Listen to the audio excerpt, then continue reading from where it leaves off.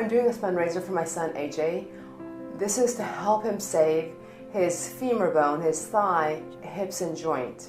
On the 4th of this month, I took him to the hospital because he had a high fever. AJ has wounds, and one of the wounds got really infected.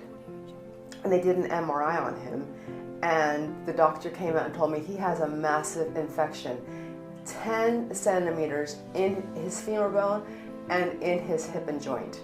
And he was septic. So we were a little shocked because we had already been going to wound care. And just a little backstory, those that don't know, AJ has a spinal cord injury from his accident in 2015. And those that suffer from spinal cord injuries or have spinal cord injuries and are paralyzed, they deal with a lot of wounds and bed sores. It's a very common thing that happens to them. Just to put something into perspective, Christopher Reeve, the actor that played Superman, he actually passed away. He died of bed sores, of these wounds that would never heal. And he has all the resources available to him.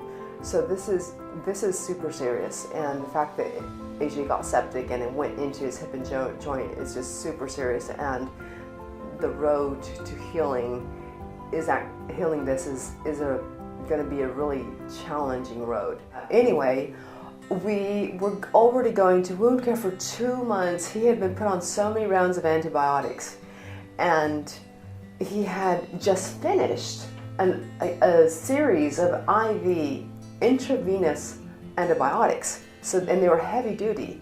He had been tested, and they found the bacteria he had, so they gave him this antibiotic. So a few days later, he has a high fever, so I take him to the hospital, and then we are told that he has a massive infection. And the doctor said that he had a cut into his leg, so he has this long centipede looking like injury on his right thigh, and he carved out a lot of infected tissue and narcotic tissue. And AJ's 23, and the doctor said, I'm going to go in and clean it out one more time. So he kept him in the hospital. They kept testing his blood to make sure, until the septic got under control. So he's not septic anymore, but he still had this massive infection. And then he cleaned his wound once again, and he said, I should carve some of that out, but it's going to be detrimental. When someone's in a wheelchair, when you start carving into the bone, it can lead to other complications at that young age, and maybe even a hip joint replacement. So he did not want to do that. He said, what we're going to do is I'm going to send you home. We're going to give him more aggressive antibiotics, and send him to the hyperbaric chamber, and give him good nutrition, and let's see if at this young age his body can fight it off. So a lot of this, the insurance isn't going to pay for it, and he has 6 weeks. If we can't turn this around, he's going to have to cut into his bone. Oh man. So I'm asking for help so that he can turn this around. He's 23, at 23, he should be able to heal from this. And we're doing a lot of intravenous IV, vitamins also, and vitamin C and other things that will help his body recover faster. And he's been putting so much effort into trying to walk, and this is such a huge setback.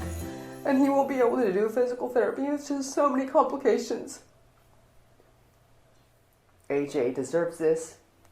He's been a champ. He's tried so many different things to help heal his body, to help himself. He's had this goal of walking, which could happen someday. It really can.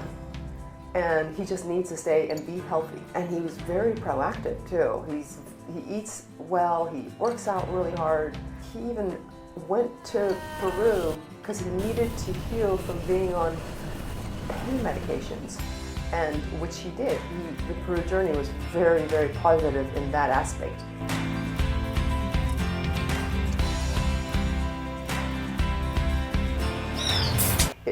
healed all his nervous system that was affected by painkillers. Another bonus was that it dealt with a lot of his PTSD and anxiety he had. So he's a lot more calm and focused, and he just became so much healthier being in Peru.